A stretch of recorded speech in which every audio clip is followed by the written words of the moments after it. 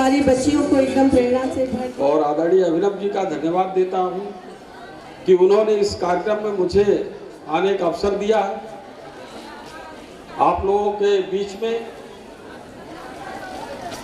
और यहाँ पर उपस्थित इस कार्यक्रम में आदरणीय जिलाध्यक्ष संजीव सिंह जी, हमारे जिला सहकारी बैंक के अध्यक्ष आदरणीय धर्मेंद्र प्रताप सिंह टिल्लू जी, आदरणीय अभय सिंह जी, पूर्व प्राचार्य साकेत महाविद्यालय, आदरणीय विजय विक्रम सिंह जी, सदस्य पूर्वांचल बोर्ड, आदरणीय योगेंद्र कुमार सिंह जी, संयुक्त शिक्षा निदेशक, आदरणीय जयेंद्र कुमार जी IAS, और इसके नगर की जिम्मेदारी जिनके पास है नगर आयुक्त अयोध्या, और राम जन्मभूमि तीर्थ के सदस्य आदरणीय अभिनव कुमार जी हमारे संयोजक, आदरणीय आनंद कलहंस जी समाजसेवी, आदरणीय श्रीवास्तव जी मुख्य प्रबंधक, वो उनका भी नाम अभिनव ही है क्या? अभिनव सब कई अभिनव हो रहे हैं, अभिनव प्रयोग कर दिया है यहाँ पर। मुख्य प्रबंधक के SBI और हमारी शक्ति स्वरूपा सभी वीरांगना बहनें। मैं समझ सकता हूँ कि लगभग मुझे लगता है 2 दिन से चल रहा है कार्यक्रम अभिनव, हाँ, और ये समापन होना है तो 2 दिन से कार्यक्रम चल रहा है और उसके बाद ये समापन सत्र में ऊर्जा तो बचती नहीं है। सबको घरों में जाने की जल्दी भी होगी, नहीं है जल्दी? अरे तो अभिनव जी बार बार ऐसे कार्यक्रम करने पड़ेंगे आपको प्रणाम करता हूं, आपके जज्बे को प्रणाम करता हूं। और जिस तरह से हमारी नारी शक्ति, हमारी बहनों की शक्ति एक नए ऊर्जा, नए कलेवर के साथ इस प्रदेश और देश में दिखाई पड़ रही है, उससे निश्चित रूप से ये दावा किया जा सकता है कि हमारा देश और प्रदेश बहुत बदलने वाला है। हमारे देश में आज हमारी बहनें ट्रेन चला रही हैं, प्लेन चला रही हैं और ज्ञान विज्ञान, शासन प्रशासन, शिक्षा हर क्षेत्र में नेतृत्व करने का काम कर रही हैं। आज कोई ऐसा क्षेत्र बचा नहीं है जिसमें हमारी बहनें कदम से कदम मिलाकर युवाओं के साथ, पुरुषों के साथ आगे न बढ़ रही हैं और अपनी महत्वपूर्ण भूमिका का निर्वाह करने का काम कर रही हैं। पहले कभी मैथिली शरण गुप्त जी ने कहा था, अबला जीवन हाय तुम्हारी यही कहानी, आंचल में है दूध और आंखों में पानी। लेकिन आज हमारी बहनें अबला नहीं रह गई, हमारी बहनें सबला हुई हैं, सशक्त हुई हैं, मजबूत हुई और हर तरह से पुरुषों के साथ मिलकर काम करने के लिए, देश में आगे बढ़ने के लिए, नेतृत्व करने के लिए स्वयं को तैयार कर रही है। और देश में जिस तरह से माननीय प्रधानमंत्री नरेंद्र मोदी जी ने एक व्यापक अभियान चलाकर महिला सशक्तिकरण, नारी सशक्तिकरण कि किस तरीके से हमको आधी आबादी को सशक्त करना है, मजबूत करना है, इनके मजबूत किए बगैर हम इस देश को मजबूत नहीं कर सकते। तो उन्होंने तमाम तरह से महिलाओं के लिए कार्यक्रम चलाए और उन्होंने कभी लखपति दीदी बनाने का कार्यक्रम चलाया, कभी ड्रोन दीदी बनाने का कार्यक्रम चलाया। आज हमारी बहनें आर्थिक रूप से सक्षम, समृद्ध हो रही हैं और कोई व्यक्ति अगर आर्थिक रूप से सक्षम और समृद्ध हो जाए तो बाकी शक्ति उसके पास स्वयं आ जाती है। माननीय प्रधानमंत्री जी ने लगातार ऐसी योजनाएं देकर हमारी महिला शक्ति को और सशक्त करने का काम किया है। स्वयं सहायता समूह बनाकर, तमाम प्रकार की योजनाएं देकर उनको आज देश भर में मजबूत करने का काम माननीय प्रधानमंत्री जी ने किया है। इस देश में तमाम प्रकार की ऐसी कुरीतियां और कुप्रथाएं रही हैं जिनका शिकार हमारी बहन बेटियां होती रही। कभी बाल विवाह का शिकार होती रही, कभी विधवा विवाह का शिकार होती रही, कभी सती प्रथा का शिकार होती रही, और आज भी दहेज प्रथा का शिकार हो रही है। कभी हमारी बहन बेटियां ट्रिपल तलाक का शिकार होती रही। देश के प्रधानमंत्री माननीय नरेंद्र मोदी जी ने सदियों से जो हमारी मुस्लिम बहन बेटियां ट्रिपल तलाक का दंश झेल रही थी, उससे मुक्ति दिलाने के लिए कानून बनाकर उनको सुरक्षा के कवच पहनाने का काम किया है कि कोई केवल 3 बार तलाक तलाक तलाक बोलकर किसी भी हमारी बेटी को, किसी भी हमारी बहन को घर से बेदखल नहीं कर सकता है। उसको कानूनी सुरक्षा देने का काम देश के प्रधानमंत्री माननीय नरेंद्र मोदी जी ने किया। उत्तर प्रदेश के मुख्यमंत्री माननीय योगी आदित्यनाथ जी, जब से आप देखें इस प्रदेश के मुख्यमंत्री बने हैं, तब से लगातार हमारी बहनों को, बेटियों को सामाजिक सुरक्षा देने का काम कर रहे हैं। मुख्यमंत्री जी की शपथ लेते ही 2017 में उन्होंने एंटी रोमियो स्क्वाड बनाकर एक सुरक्षा देने का काम हमारी बहनों को किया। नहीं तो मनचले लड़के जगह जगह चौराहे चौराहे पर छेप रहे थे और हमारी बहुत सी बहनें स्कूल जाने से डरती थी। माँ बाप परेशान रहते थे कि पता नहीं मेरी बेटी सुरक्षित तरीके से वापस आ पाएगी कि नहीं आ पाएगी। लेकिन उत्तर प्रदेश के मुख्यमंत्री माननीय मुख्यमंत्री योगी आदित्यनाथ जी ने सीधा संदेश दिया है कि अगर इस चौराहे पर कोई हमारी बहन बेटी के साथ छेड़छाड़ करेगा तो अगले चौराहे पर उसको यमराज के दर्शन होंगे, यमराज से मुलाकात उसकी होगी। और उन्होंने कहा इस प्रदेश में अपराधियों के लिए, माफियाओं के लिए कोई जगह नहीं है। ना उनको जेल होगी, ना उनको बेल होगी, सीधे यमराज से मेल होगी, सीधे यमराज से मेल होगी। इसके कारण आज पूरा प्रदेश सुरक्षित हुआ है।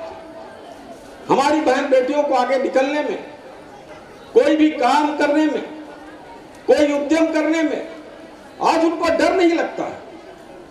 पहले जैसा कि मुख्यमंत्री कहते हैं कि जहां देखा सफाई वहां बिटिया घबराई, ऐसी परिस्थिति उत्पन्न कर दी गई थी पूर्व की सरकारों। लेकिन आज कोई हिम्मत नहीं कर सकता है हमारी बहन बेटियों पे आंख उठाने की, आंख देखने की। अगर उसने इस तरीके से हिमाकत की, उसका माकूल जवाब हमारी पुलिस प्रशासन देता है। वो सुरक्षा जिसकी हकदार थी हमारी बहन बेटियां, उनको बरसों बरस से नहीं मिली थी। आज जब सुरक्षा का कवच उनको मिल रहा है तो वो उन्मुक्त होकर आगे बढ़ने का काम कर रही है। जयशंकर प्रसाद जी ने कहा था कि नारी तुम केवल श्रद्धा हो, विश्वास रजत रत्तल में, पीयूष स्रोत सी बहा करो जीवन के सुंदर समतल में।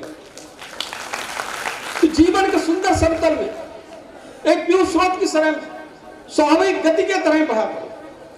लेकिन हमारी बहन बेटियों को तमाम प्रकार के बंदिशों का सामना करना पड़ रहा है। एक स्वाभाविक गति से, स्वाभाविक तरीके से वो समाज में अपना कंट्रीब्यूशन नहीं कर पा रही थी जिसकी वो हकदार थी। और आज उत्तर प्रदेश में ऐसा माहौल, ऐसा वातावरण, कानून व्यवस्था का राज देकर माननीय मुख्यमंत्री जी ने हमारी बहन बेटियों को देने का काम किया। यहां पर एक संघर्ष महिलाओं को, पुरुषों के बीच में केवल इस देश और प्रदेश में ही नहीं है, केवल किसी गांव शहर की लड़ाई नहीं है, पूरी वैश्विक लड़ाई रहती थी। और विदेशों में भी बहुत आंदोलन इसको लेकर चले, जिसमें अब आप सोचिए कि विदेशों में कितना एडवांसमेंट है, कितना वो लोग आगे बढ़ गए कि वहां की महिलाओं ने एक बार आंदोलन किया तो किस बात को लेकर कि पुरुषों के आगे मिस्टर लिखा जाता है और महिलाओं के आगे एमआरएस, मिसेज लिखा जाता है।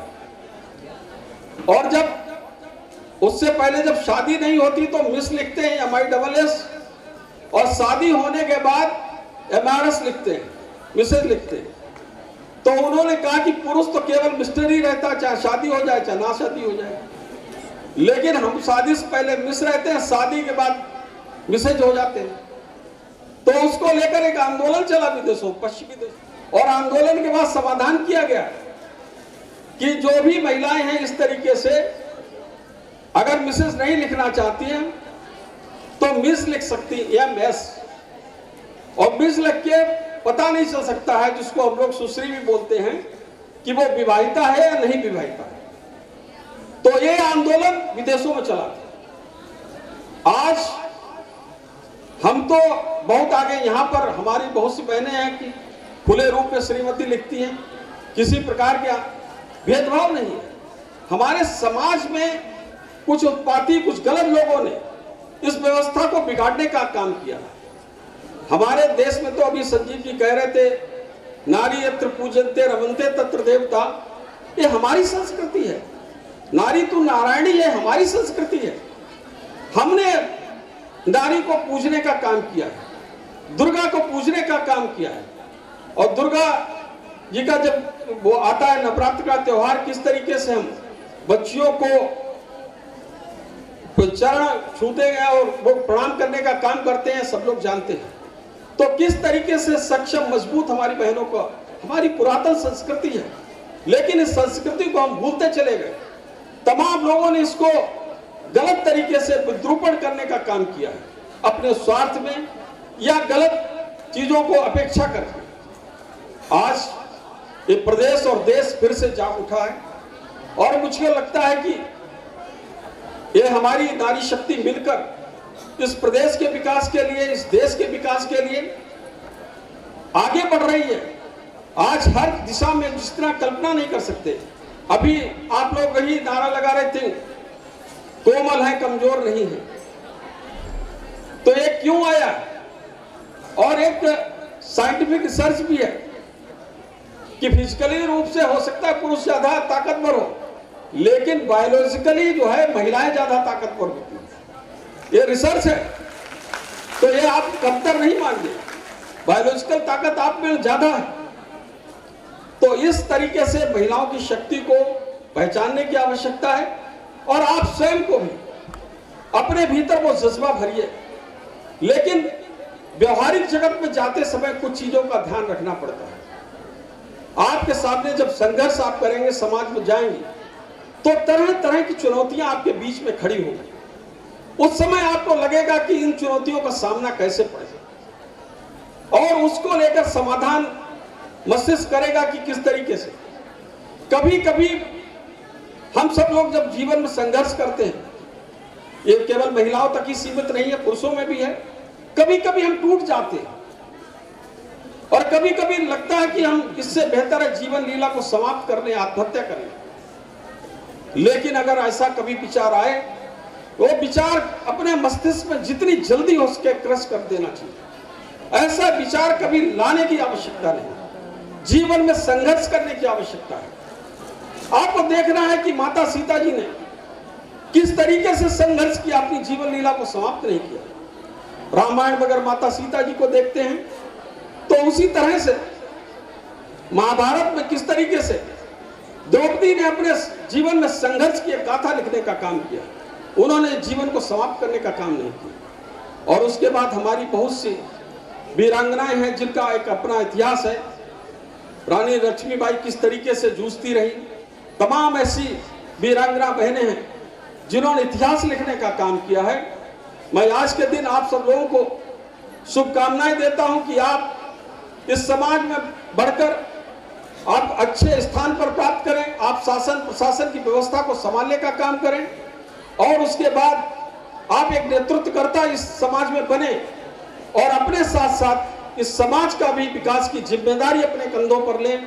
जिस तरीके से पुलिस में भी माननीय मुख्यमंत्री जी ने बहुत बड़ी संख्या में महिलाओं को भर्ती करने का काम किया है, उसके कारण उनमें और सुरक्षा का भाव आया है।